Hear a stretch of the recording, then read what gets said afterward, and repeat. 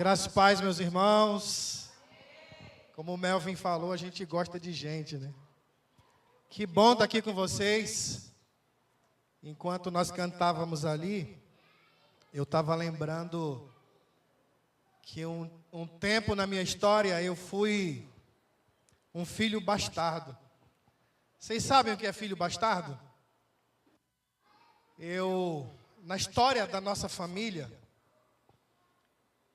muitos dos meus primos foram filhos bastardos, filhos fora do casamento, e nós crescemos cuidados pelas nossas mães, tias, levando o cascudo dos tios, e existia uma presença masculina, e durante muitos anos, eu tenho 51 anos, eu acreditava que estava bem resolvido nisso. Que pai para mim nunca fazia falta. E eu nunca quis saber do meu pai.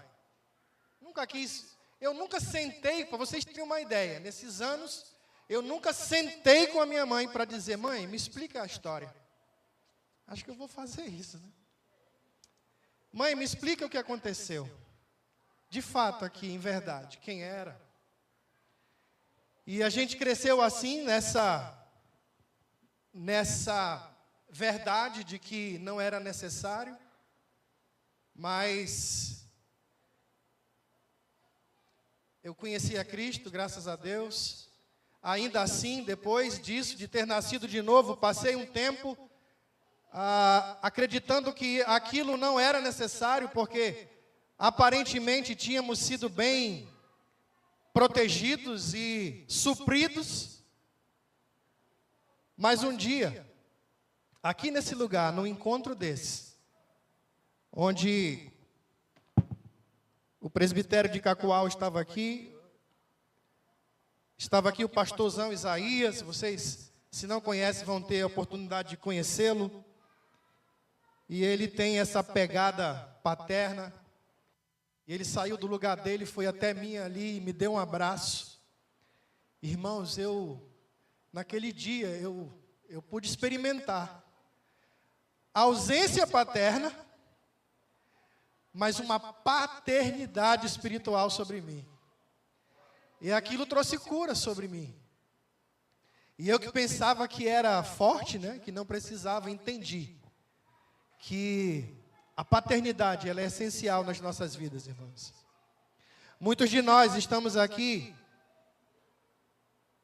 e temos coincidências nas nossas histórias porque tivemos problemas de paternidade, sim.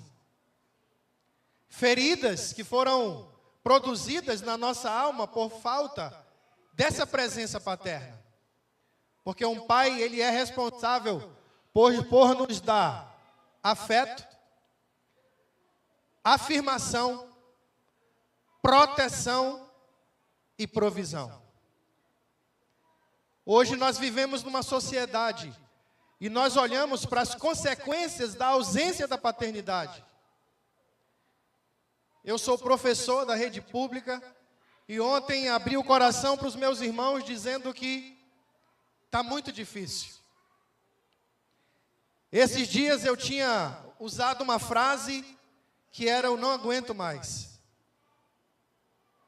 Mas o Senhor, com a ajuda dos nossos irmãos, nos posiciona de novo no lugar e nos faz ver que nós somos importantíssimos como filhos de Deus, nesse mundo, onde a referência paterna está cada vez mais escassa. Então nós temos uma responsabilidade, irmãos, como cristãos. E eu quero falar com os irmãos sobre isso hoje. Sobre como andar em sabedoria. O tema dessa mensagem aqui é como nós andarmos em sabedoria. E esses dias nós temos ouvido muito sobre paternidade. Para quem assistiu à conferência Metanoia, que tratou sobre Efésios, nós ouvimos muito sobre isso. E eu quero orar com vocês, antes de nós começarmos aqui a tratar sobre aquilo que a gente separou. Senhor Deus, nós te louvamos, Jesus. Nós te bendizemos.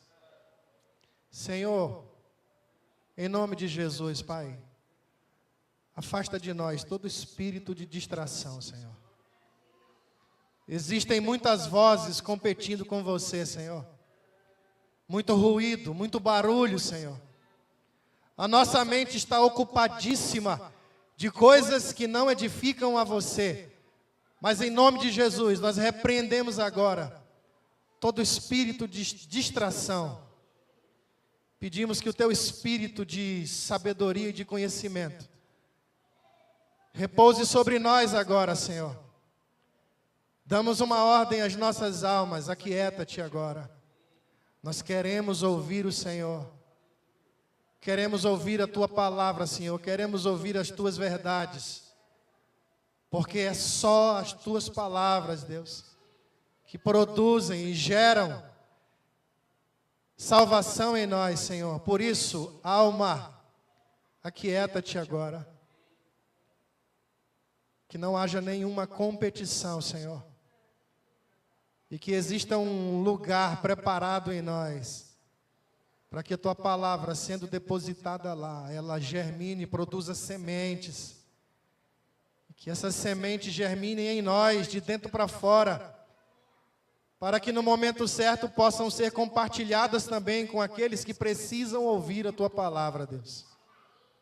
Pai, essa é a nossa oração, em nome de Jesus. Amém. Irmãos, o título dessa mensagem é Andando em Sabedoria. Existe um espírito de sabedoria. O Espírito Santo de Deus é o espírito de sabedoria.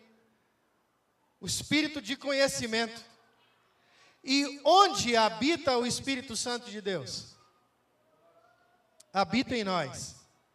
Isso significa que esse conhecimento, esta sabedoria, ela está onde, irmãos?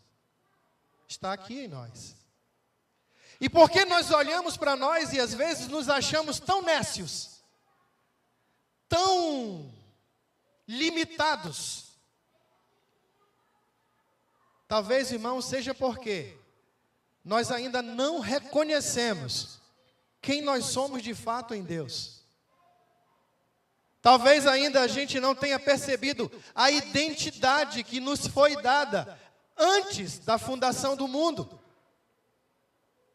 Irmãos, nós habitávamos o império das trevas.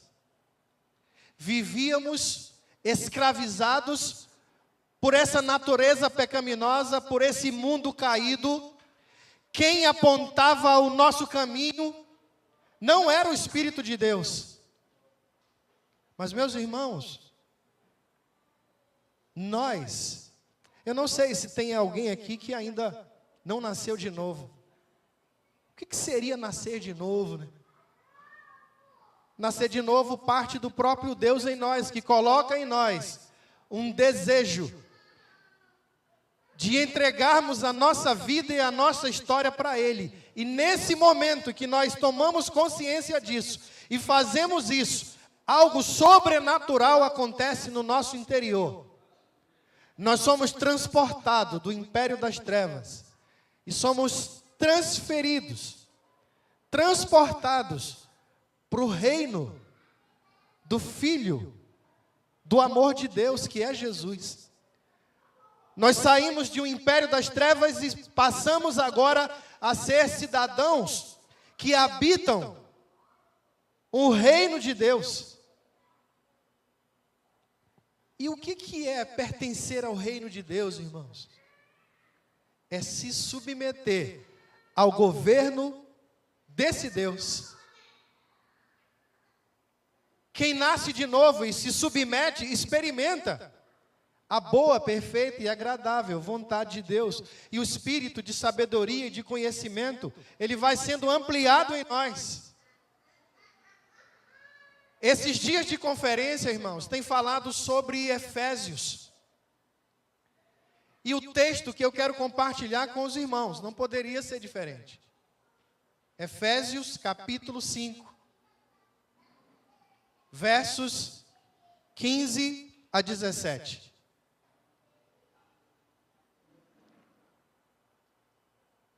Irmãos, não se distraia.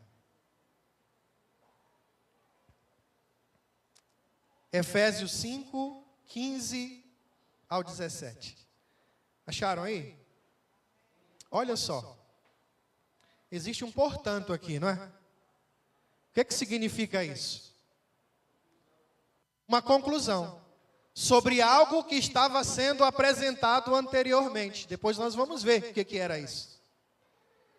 E aqui Paulo está dizendo, portanto, ou seja, depois de tudo isso que vocês aprenderam, e nós vamos ler o contexto anterior, vede prudentemente como andais, não como nécios, e sim como sábios. O verso 16 diz, remindo o tempo, porque os dias são maus. Por esta razão, não vos torneis insensatos, mas procurai compreender qual a vontade do Senhor. Existe aqui nesses versos uma chave, irmãos, que permitirá que a gente ande nesse mundo onde as trevas habitam de maneira digna da divindade do Senhor. Esses versos escondem uma chave que nos permitem andar em sabedoria. E é sobre isso que eu quero tratar. Mas antes disso, eu quero falar com os irmãos um pouquinho sobre o que a carta aos Efésios nos apresenta. Fora tudo aquilo que nós aprendemos esses dias, Paulo aborda alguns temas como a reconciliação dos judeus com os gentios. Paulo vai tratar aqui sobre o mistério do Evangelho. Vai tratar sobre a plenitude do Espírito.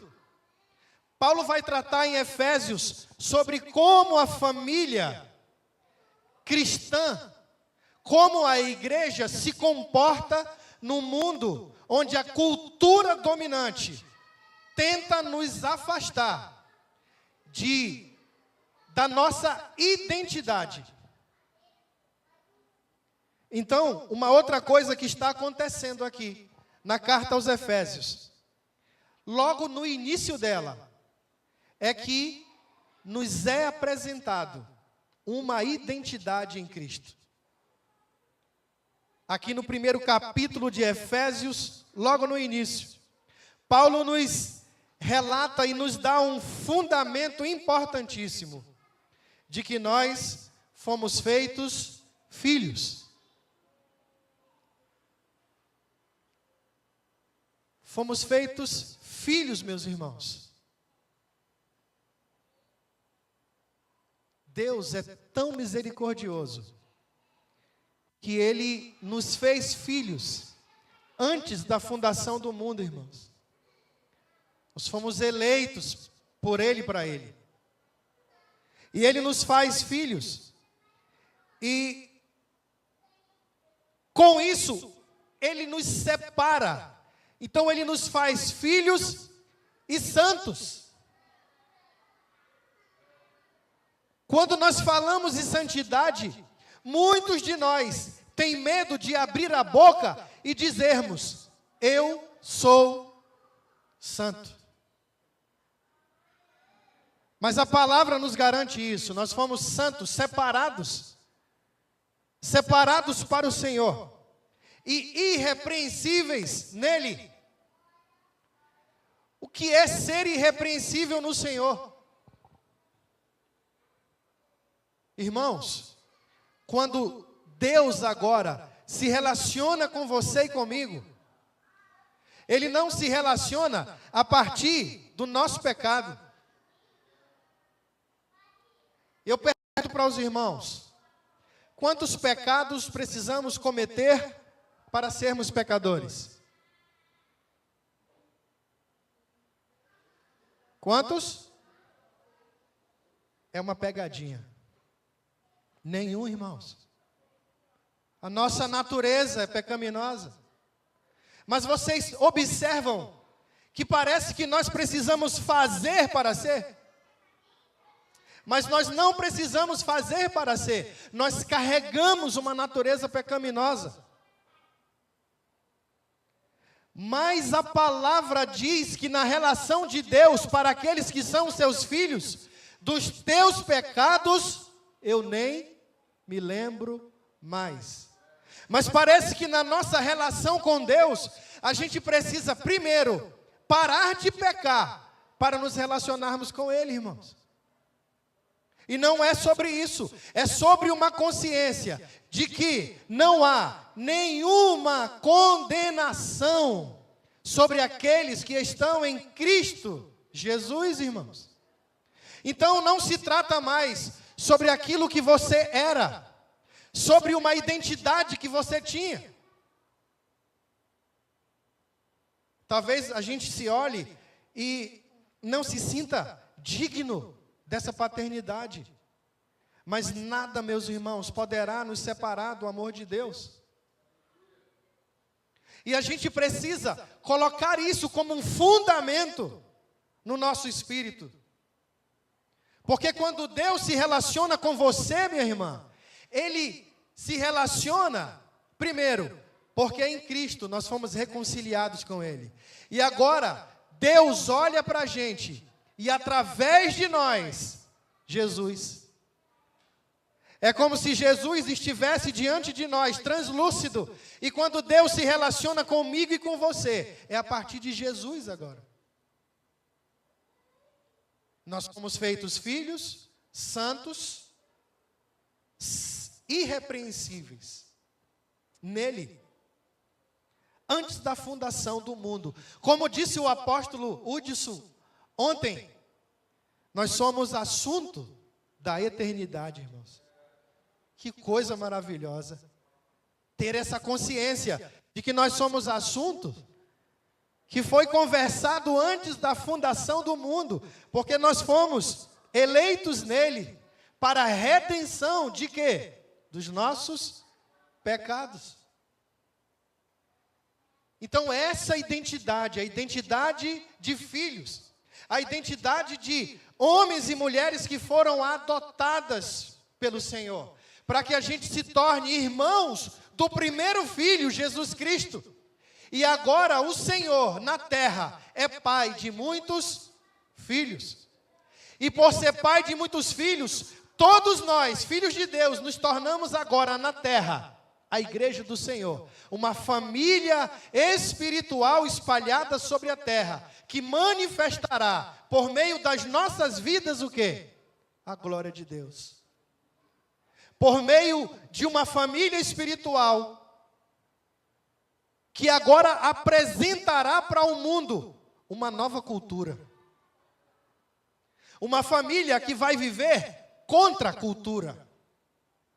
E viver contra a cultura gera de nós esforço. Vocês já entraram no rio com correnteza? Quando a gente está a favor da correnteza, tudo fica mais leve. E o mundo está caminhando desse jeito, parece tudo leve. A gente olha e as pessoas parecem que estão bem, e muitos estão bem. Porque o sol nasce para todos, para justos e para injustos. Só que o resultado de tudo isso são caminhos de morte. Mas quando nós viramos 180 graus e tentamos andar contra a correnteza, é difícil até andar em linha reta. Porque a gente vai sendo levado, né? Tentados. A natureza tenta nos levar. E a nossa natureza humana caída, ela milita contra o Senhor. O nosso espírito milita contra o espírito. E aqui eu não estou falando, irmãos, que alguma força maligna está envolvida nisso. Existe dentro de nós uma tendência natural a nos virarmos e seguirmos a correnteza. Mas quando nós nascemos de novo, nós somos transportados agora para um novo ambiente, para uma nova cultura, onde a palavra de Deus é o norte, a bússola. É como se fosse o motor que faz a gente agora, contra a corrente, se movimentar. E isso é o que Deus está fazendo, irmãos. Essa carta aqui aos Efésios, ela é uma carta prática. Nós fomos convidados a ler durante 6 meses. Romanos, né? 5, 6, 7 e 8. Mas talvez esses dias a gente tenha que se preocupar em estudar o livro de Efésios. A carta aos Efésios. Porque ela é uma carta prática. E essa carta, ela nos revela os princípios que a gente deve seguir a respeito da família e a respeito da igreja, de como nós precisamos nos movimentar nesse mundo caído de maneira prática. A carta aos Efésios, como diz o reverendo Hernandes, ela equilibra doutrina e prática. Ela equilibra a teologia e a ética. Aqui, para alguns, nós estamos diante de 2 conceitos na teologia: a ortodoxia e a ortopraxia. Em outras palavras, nós estamos falando de conhecimento e de vida. Irmãos, todas as palavras que nós temos ouvido já seriam suficientes para que a nossa vida no Senhor estivesse transformada. Mas nós estamos aqui, somos guerreiros, resistindo.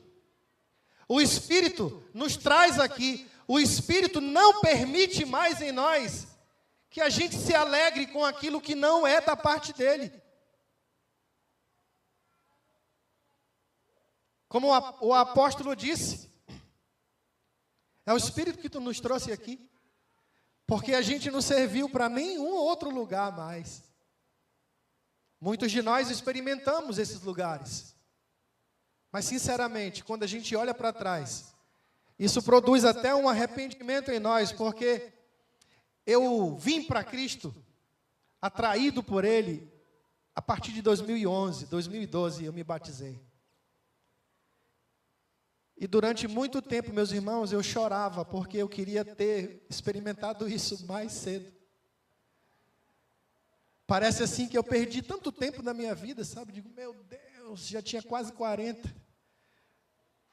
Bem-aventurados são vocês aqui que nasceram nesse ambiente do reino de Deus. Mas graças a Deus, não interessa se Ele me contou com 39, se Ele vai te encontrar com 50, com 60, com 70. O que importa é que o Senhor não vai nos deixar desamparados. E Ele tem o poder de acelerar a nossa história nele. Se nós nos colocarmos à disposição do Espírito, o tempo perdido vai ser remido.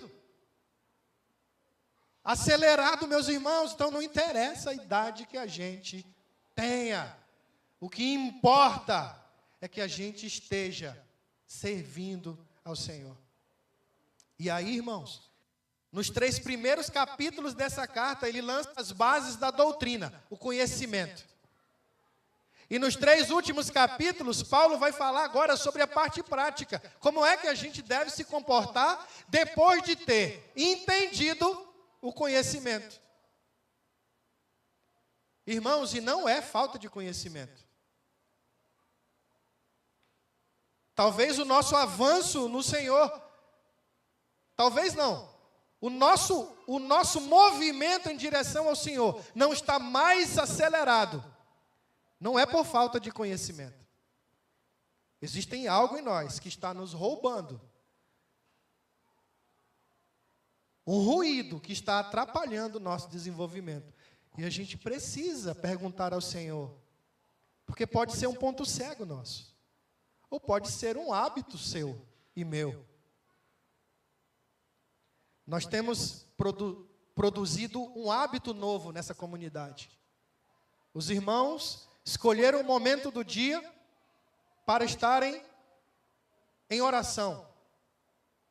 Aí a gente usa o WhatsApp, o Meet, se reúne uma hora do dia e vai orar. Alguns se reúnem 5:30 da manhã, outros 11 horas da noite, enfim. Mas, meus irmãos, deixa eu só abrir um parêntese aqui, falar um pouquinho de ciências. Os nossos maus hábitos criaram dentro da nossa biologia ligações químicas chamadas sinapses. Então, se você tem um mau hábito, saiba que isso não está no mundo... Não está no mundo imaterial. Não é empírico. O teu mau hábito já produziu na tua biologia uma condição que te faz automaticamente praticar aquilo. Talvez você tenha lutado para parar de rolar o WhatsApp, né? O Facebook, não sei. Mas quando você menos percebe, lá está você de novo, já faz 2h20. Você está morrendo de sono, quer ir dormir, sabe que tem que acordar amanhã cedo. Mas está lá, hipnotizado. Eu não estou falando de vocês, a gente vive isso. Mas por que eu estou falando isso? Porque quando a gente começa a praticar um hábito novo, por que é tão difícil? Por quê? Porque o antigo é biologia em nós. Vocês estão entendendo? E agora, esse hábito novo, ele precisa, pela persistência, produzir sinapses novas, uma biologia nova, uma química nova, que agora vai compensar o antigo hábito. E a gente vai começar a se movimentar agora, não só pelo desejo de ter um tempo com o Senhor, por exemplo, em oração, mas por uma biologia que também vai te jogar em direção a Ele.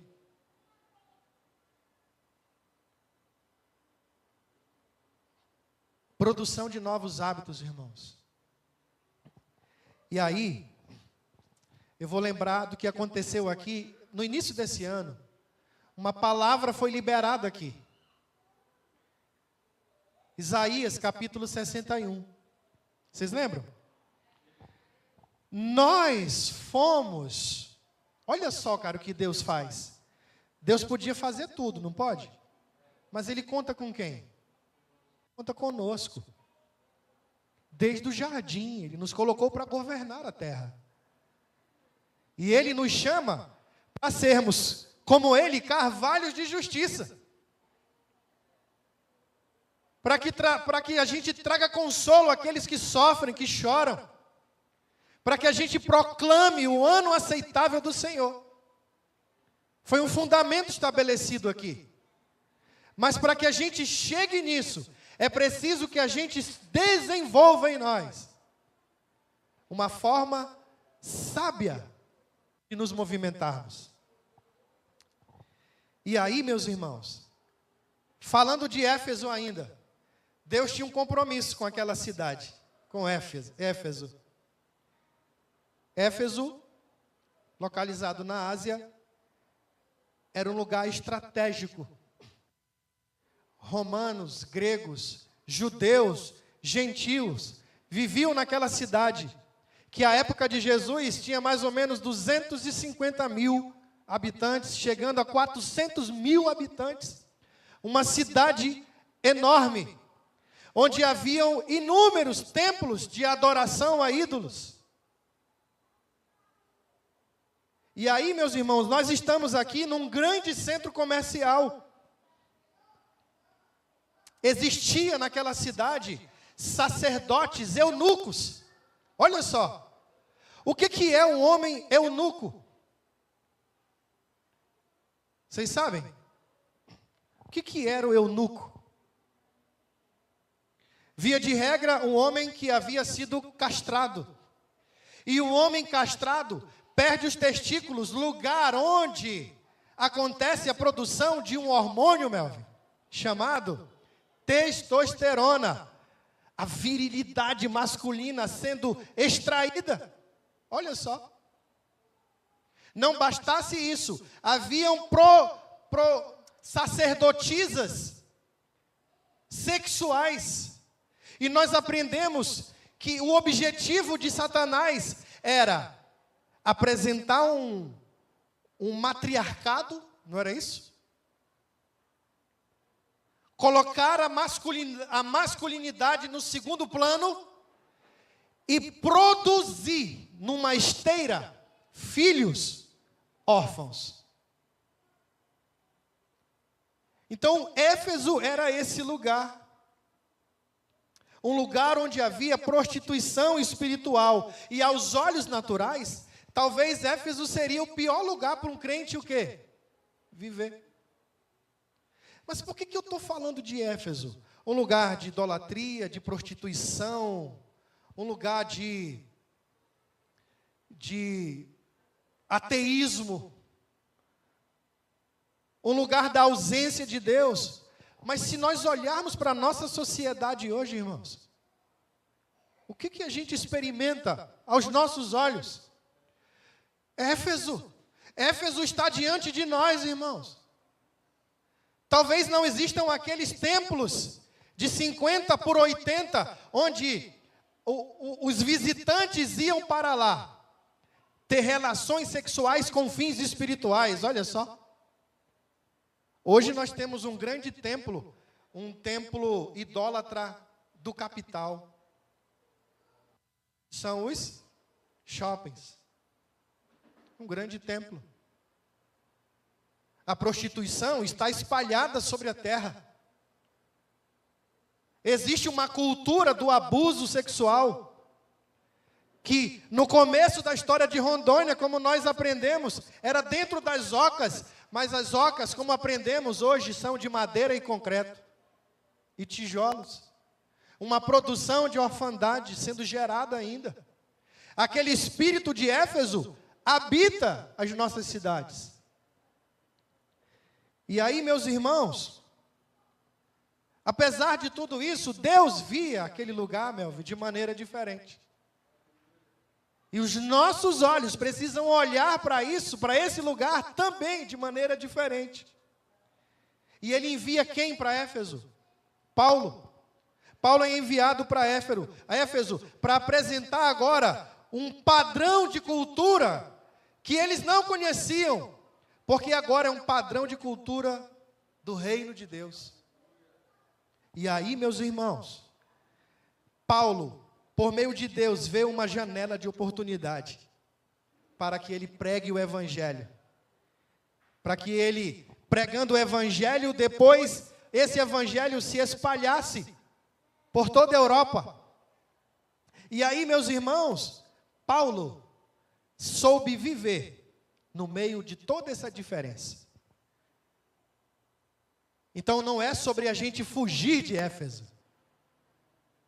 É sobre a gente, movido pelo Espírito, saber como lidar com tudo isso. Lá no seu trabalho, lá na faculdade, que apresenta uma doutrina anti-Deus. Lá no seu bairro, lá na sua vizinhança, lá na sua casa com os nossos familiares, em todos os lugares. E aqui, irmãos, Paulo, ele aproveita disso e passa 2 anos ensinando ali, irmãos, semeando o evangelho no coração das pessoas, e muitos se converteram naquele lugar.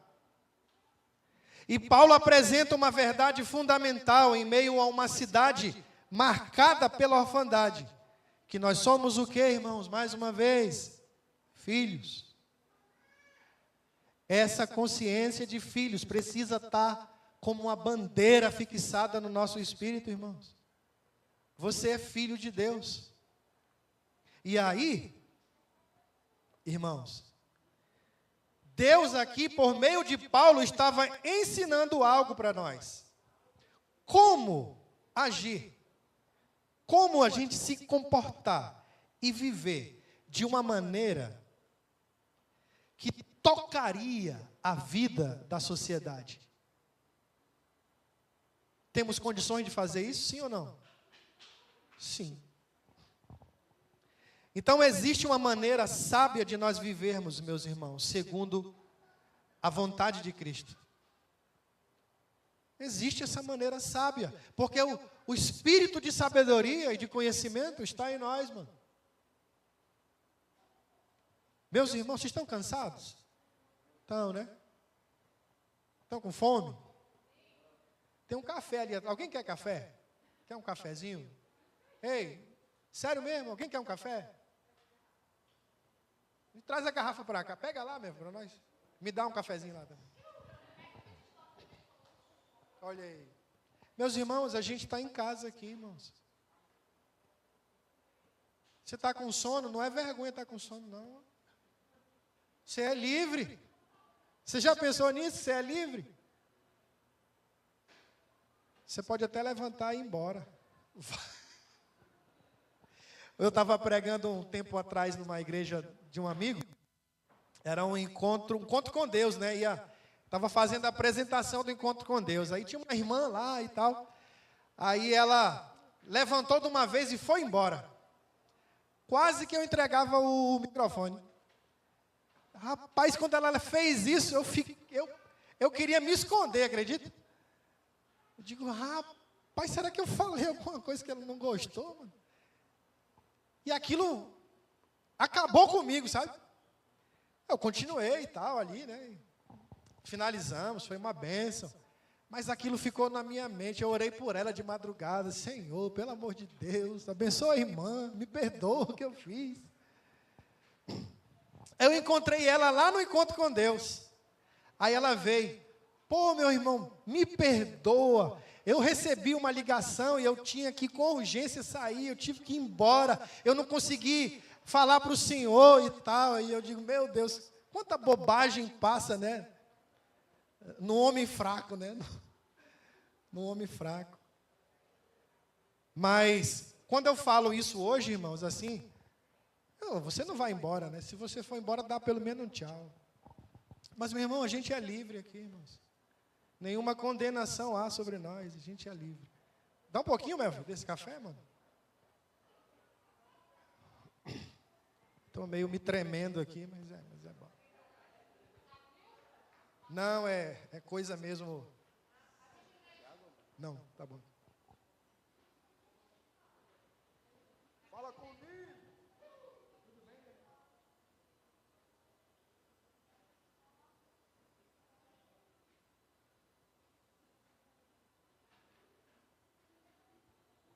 Então, existe uma maneira, meus irmãos, sábia. Podia ter uma creme cracker, né? Uma maneira sábia da gente se mover e viver segundo a vontade de Cristo. E Efésios 5 vai falar sobre isso.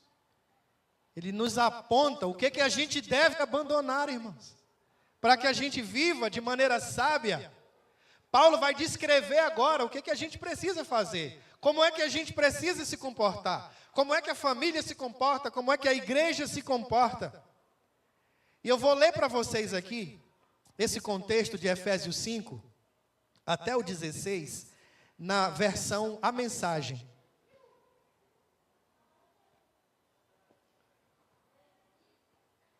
Conseguiu levar um pouco daquele vatapá, pai?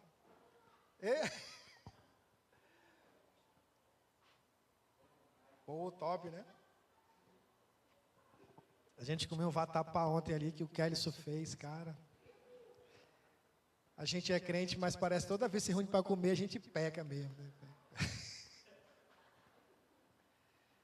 Meu Deus, eu acho que é um pecado de estimação, mano. Mas tem misericórdia de nós.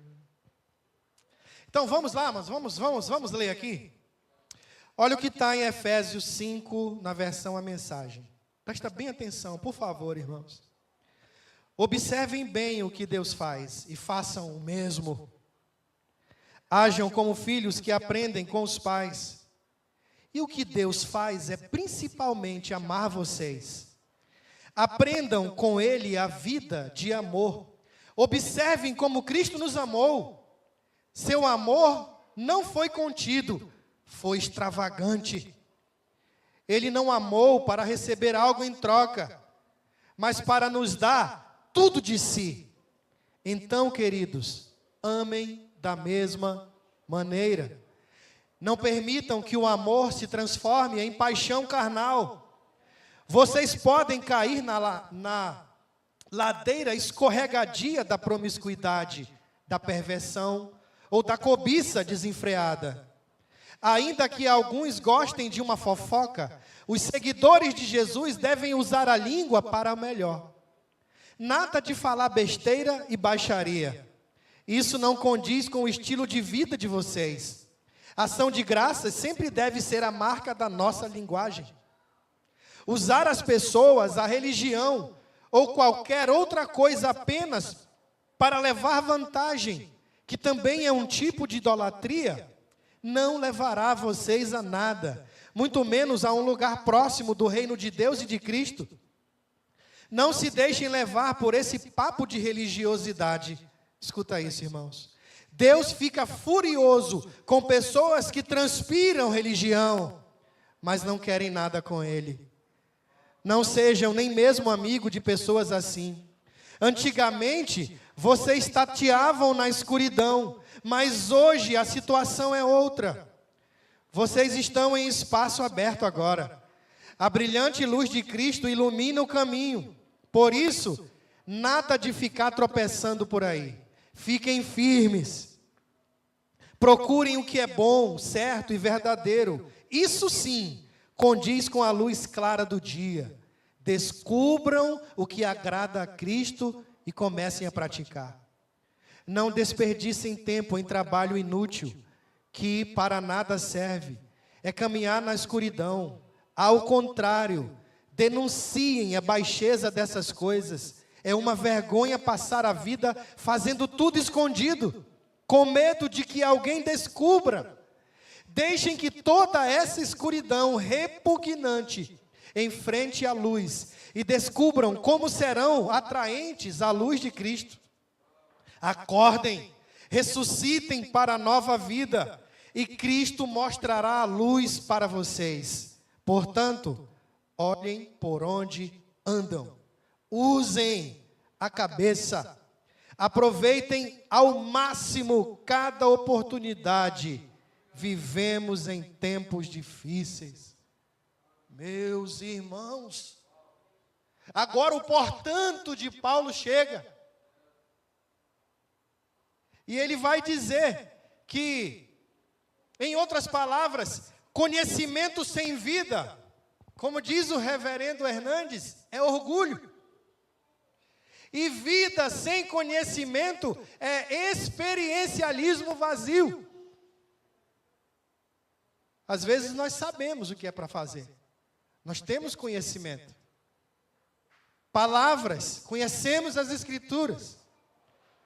Mas esse conhecimento sem vida é orgulho em nós. Talvez a gente não conheça a palavra e se mova apenas em busca das experiências.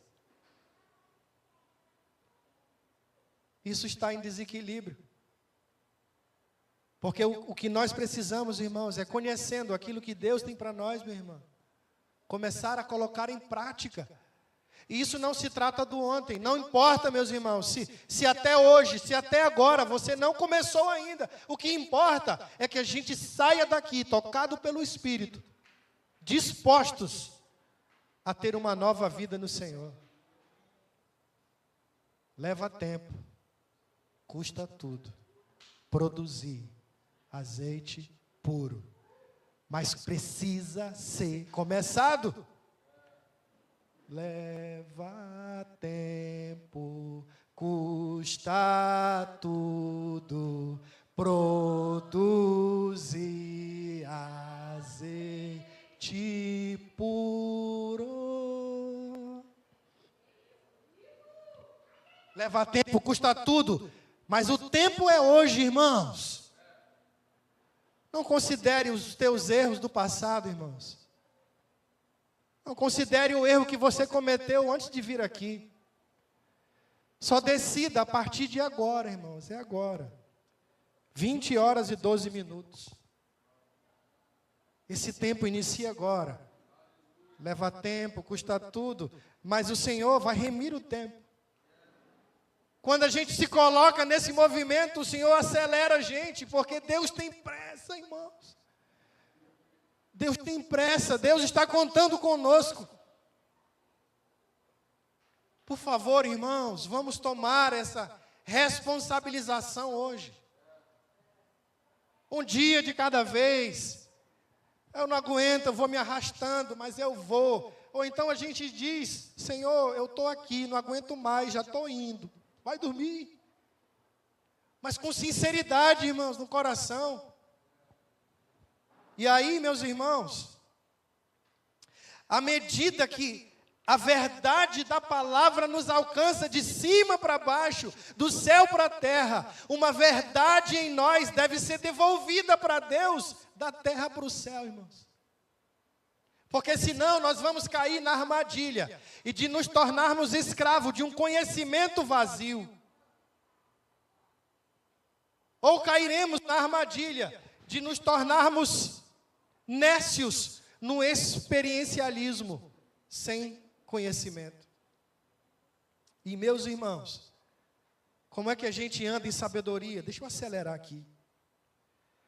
Efésios 15 diz, portanto, depois de tudo isso que vocês aprenderam, conheceram, vede prudentemente como andais, não como nécios. Nécio é tolo, não como tolos, mas sim como sábios, remindo o tempo, porque os dias são maus.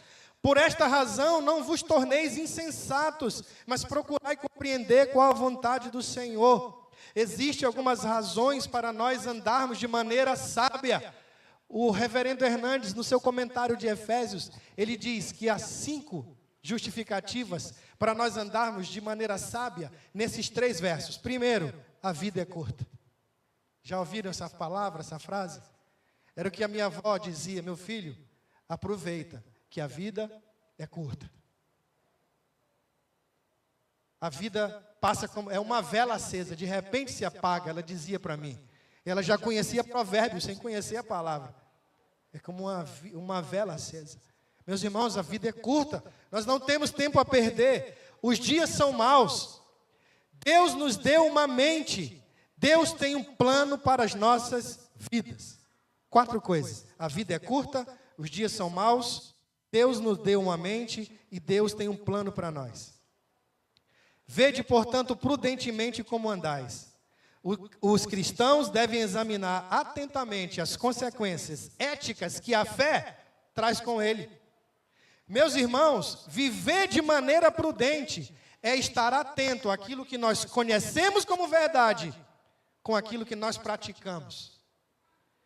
Então, como é que nós estamos sendo prudentes? Quando nós temos o conhecimento certo e a vida certa. Isso é prudência. Quem foi iluminado por Cristo vai demonstrar isso por meio de uma conduta cunhada pela sabedoria de Deus. Sejamos prudentes, meus irmãos. O nosso discurso precisa se tornar vida em nós. Sabe por que muitos de nós têm medo de abrir a vida uns para os outros? Por que muitos de nós têm resistência em participar de uma mesma mesa, uma mesa da comunhão? Por que muitos de nós têm resistência em entranhar os nossos afetos? Porque nas nossas relações, meus irmãos, meu irmão, mais entranhada, você vai descobrir quem eu sou. E eu vou descobrir quem você é. Por isso, essa comunidade carrega um lema: fidelidade, lealdade, transparência. Uma vida de transparência vai fazer com que o Cristo em nós cresça. Por quê, minha irmã? as nossas relações. Eu não vou precisar fingir para você ser quem eu não sou. E você não está preocupado em encontrar em mim um defeito, mas compartilhar o Cristo que há em você comigo. E eu estarei preocupado em compartilhar o Cristo que há em mim com você, que tem defeitos como eu. E todos nós saímos grandes nisso. Nós estamos sendo convidados a entender a paternidade, entendendo a filiação, participarmos da mesma família, comermos da mesma mesa, compartilharmos do mesmo pão, porque agora em Cristo tudo é nosso. O Pai é nosso, o pecado é nosso, a tentação é nossa e a salvação é nossa. Meus irmãos, vamos para esse lugar. Ser prudentes é a forma de andar em sabedoria. A sabedoria vai viabilizar o nosso comportamento apropriado. Quando você está atento à sabedoria de Deus, minha irmã, lá no seu ambiente de trabalho, quando aquela pessoa chata que a gente acha que é insuportável vir para cima de você com todo o veneno, o que você vai demonstrar para ela? Uma postura que revela Cristo em você. E se for para ser ofendido, que seja, porque morto não se ofende. A palavra diz que nós podemos juntar, minha irmã, brasa na cabeça dos irmãos. A sua postura adequada vai trazer consciência para as pessoas, e elas se questionarão: cara, de onde essa pessoa veio? Sabedoria de Deus. Precisamos orar por isso, para termos sabedoria para as nossas relações diárias, com aquele chefe mais exigente, com aquele colega que está lá na prefeitura, né, que enrola, é estatutário, por aquelas irmãs que estão atendendo na repartição pública, e você vai lá, ela não olha na sua cara, e você fica com vontade de esganar.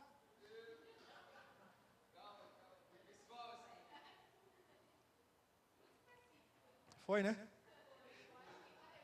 O pastor Borges, ele fala uma coisa, ele diz assim: quando você vai à padaria, o que você vai fazer que você vai à padaria? Você vai comprar pão ou encontrar o padeiro? Você vai no açougue, o que você vai fazer? Você vai comprar carne ou encontrar o açougueiro? Infelizmente, a gente vai comprar o pão e vai comprar a carne. Porque esses irmãos, eles estão lá precisando de Cristo. Não estou dizendo que você vai chegar lá e pregar para ele, mas a sua postura, a sua palavra, de dizer: meu irmão, são dias difíceis, meu irmão, para todo mundo. Vocês acordam de madrugada para estar aqui, cara, para fazer o pão da gente. Deus abençoe você aí, cara. Deus é contigo, meu irmão. É sobre relacionamentos. Ele cita um exemplo dizendo que quando a gente está num restaurante e chega um pedinte pedindo marmitex, muitos de nós nos apressamos em comprar um marmitex para ele. Mas é porque a gente não quer a companhia dele com a gente. Então, dou o marmitex, já me livro logo, tchau e benção.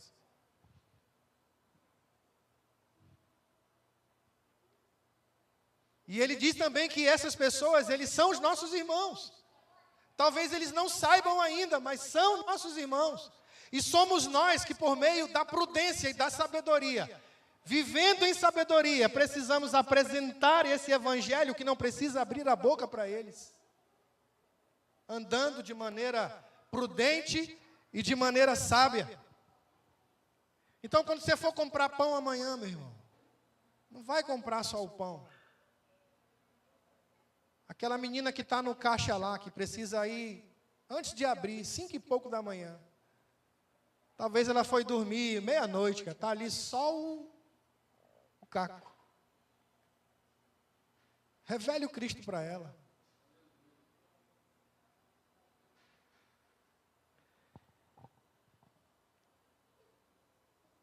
Remindo o tempo, porque os dias são maus.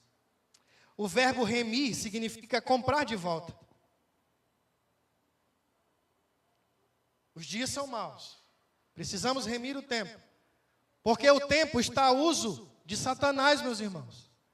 As distrações, tudo é planejado para nos distrair, para roubar o nosso tempo com aquilo que é divino.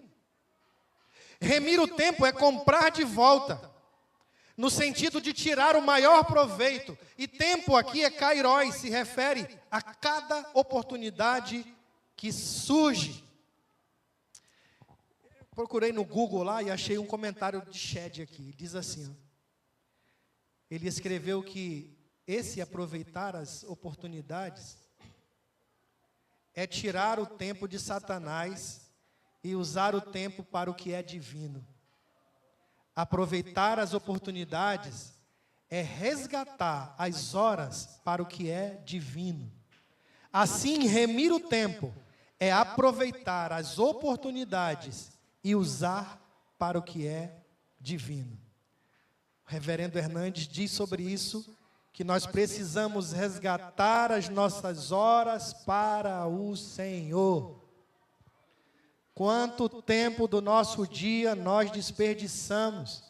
Nós precisamos comprar isso de volta, entregar nas mãos do Senhor, para que Ele dirija os nossos passos nesse tempo chamado hoje.